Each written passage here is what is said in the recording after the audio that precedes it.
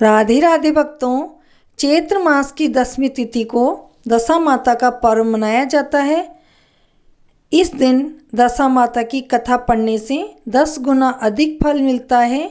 मान्यता है कि दशा माता की पूजा और कथा पढ़ने से घर में सुख समृद्धि आती है। आइए दशा माता की पौराणिक कथा सुनते हैं। एक राजा था जिसका नाम नल था और उसकी रानी का नाम दमयंती था। वह बड़े प्रेम से राज्य करता था। एक दिन एक ब्राह्मणी रानी के पास आई। उसके गले में पीला डोरा बंधा हुआ था।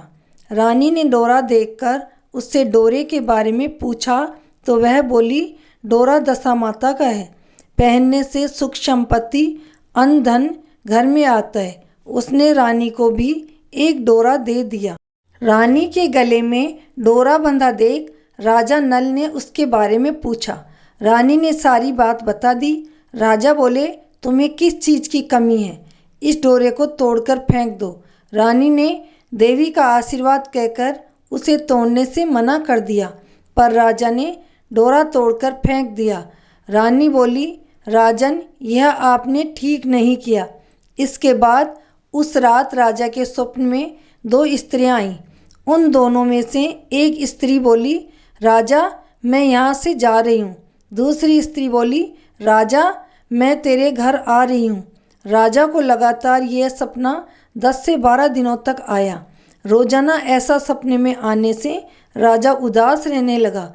रानी ने उदासी का कारण पूछा तो राजा ने स्वप्न की बात बता दी। रानी ने राजा से उन दोनों स्त्रियों का नाम पूछने को कहा। तब राजा ने उनसे उनके नाम पूछे तो जाने वाली स्त्री ने अपना नाम लक्ष्मी बताया तथा आने वाली स्त्री ने दरिद्रता बताया। लक्ष्मी के जाते ही सब सोना चांदी मिट्टी हो गया। रानी सहायता के लिए अपनी सहेलियों के पास गई, लेकिन रानी का बुरा हाल देखकर कोई भी उनसे नहीं बोला। दुखी मन से राजा रानी 5 वर्ष के राजकुमार के साथ जंगल में कंदमूल खाकर अपने दिन बिताने लगे। चलते चलते राजकुमार को भूख लगी तो रानी ने कहा, यहाँ पास ही एक मालन रहती है जो मुझे फूलों की माला देकर जाती थी। उससे थोड़ा छाछ दही मांग लाओ। राजा मालन के घर गया। वह दही बिलो रही थी। राजा के मांगने पर उसने कहा, हमारे पास तो छाछ दही कुछ भी नहीं है। राजा खाली हाथ लौट आया। आगे चलने पर एक सांप ने कुंवर को डस लिया और राजकुमार की मृत्यु हो गई। विलाप करती हुई राजा ने धैर्य बंधाया। इसके बाद वह दोनों आगे चले। राजा 2 तीतर मारकर लाया। भुने हुए तीतर भी उड़ गए। उधर राजा स्नान कर धोती सुखा रहा था कि धोती उड़ गई। रानी ने अपनी धोती फाड़कर राजा को दी। वे भूखे प्यासे ही आगे चल दिए। कुछ आगे चलकर राजा के दोस्त का घर आया। वहां जाकर उसने मित्र को अपने आने की सूचना दी। मित्र ने दोनों को एक कमरे में ठहराया। वहां मित्र ने लोहे के औजार आदि रखे हुए थे।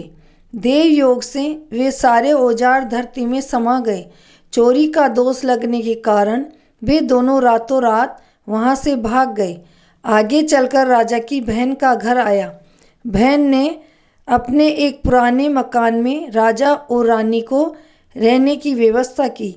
सोने के थाल में उन्हें भोजन भेजा, पर थाली मिट्टी में बदल गई। राजा बड़ा लज्जित हुआ। थाली को वहीं गाड़कर दोनों फिर चल पड़े। आगे चलकर एक साहूकार का घर आया। वह साहूकार राजा के राज्य में व्यापार करने के लिए आता था। साहूकार ने भी राजा को ठहरने के लिए पुरानी हवेली में सारी व्यवस्था कर दी। पुरानी हवेली में साहूकार की लड़की का हीरो का हार लटका हुआ था। पास ही दीवार पर एक मोर अंकित था। वह मोर ही हार निगलने लगा। यह देखकर राजा रानी वहां से चले गए। इस पर रानी बोली कि किसी के घर जाने की बजाय जंगल में लकड़ी काटकर बेचकर ही हम अपना पेट भर लेंगे। रानी की बात से राजा सहमत हुआ। दोनों एक सूखे बगीचे में पहुँचे। उन दोनों के वहाँ पहुँचते ही बगीचा हरा भरा हो गया। यह देखकर बाग का मालिक बहुत प्रसन्न हुआ। उसने देखा वहाँ एक स्त्री पुरुष सो रहे थे। उन्हें जगाकर बाग के मालिक ने पूछा, तुम कौन हो? राजा बोला, मुसाफिर है, मजदूरी की खोज में इधर उधर आए हैं। यदि तुम रख लो तो यही हम मेहनत मजदूरी करके पेट पाल लेंगे। इसके बाद बगीचे के मालिक ने उन्हें अपना यहाँ नौकरी पे रख लिया। एक दिन बाग की मालिन भी संपदा देवी की कथा सुन डोरा ले रही थी। रानी के पूछने पर उसने बताया कि यह संपदा देवी का डोरा है। रानी ने भी कथा सुनी, डोरा लिया। राजा ने फिर पत्नी से पूछा कि यह डोरा कैसा बांधा है? तो रानी बोली, यह वही डोरा है जिसे आपने एक बार तोड़कर फेंक दिया था और इसका अपमान किया था। उसी के कारण संपदा देवी हम पर नाराज हो गई। रानी फिर बोली, यदि संपदा माँ सच्ची है तो फिर हमारे पहले के दिन लौट आएंगे। उसी रात राजा को पहले की तरह स्वप्न आया। एक स्त्री कह रही है, मैं जा रही हूँ। दूसरी स्त्री कह रही है, राजा मैं वापस आ रही हूँ। राजा ने दोनों के नाम पूछे तो आने वाली ने अपना नाम लक्ष्मी और जाने वाली ने अपना नाम दरिद्रता बताया। राजा ने लक्ष्मी से पूछा, अब जाओगी तो नहीं? लक्ष्मी बोली, यदि तुम्हारी पत्नी संपदा माता का डोरा लेकर कथा सुनती रहेगी तो मैं नहीं जाऊंगी। यदि तुम डोरा तोड़कर फेंक दोगे तो मैं वापस चली जाऊंगी। बाग की मालिन जब वहाँ की रानी को हार देने जाती तो दमयंती हार गूंथ कर देती। हार देखकर रानी बड़ी प्रसन्न हुई। उसने पूछा कि हार किसने बनाया है? तो मालन ने कहा, कोई पति पत्नी बाग में मजदूरी करते हैं, उन्होंने ही बनाया है। रानी ने मालन को दोनों परदेशियों के नाम पूछने को कहा।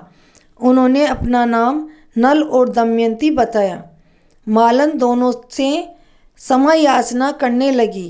राजा ने उससे कहा, इसमें तुम्हारा क्या दोष है? हमारे दिन ही खराब थे। अब दोनों अपने राजमहल की तरफ चले।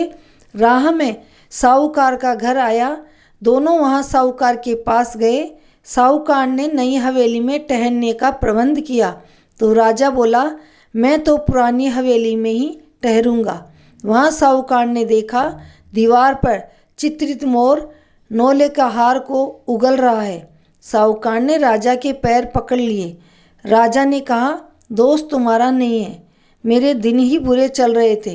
राजा आगे चलकर अपनी बहन के घर पहुंचा। बहन ने नए महल में ही रहने की जिद की।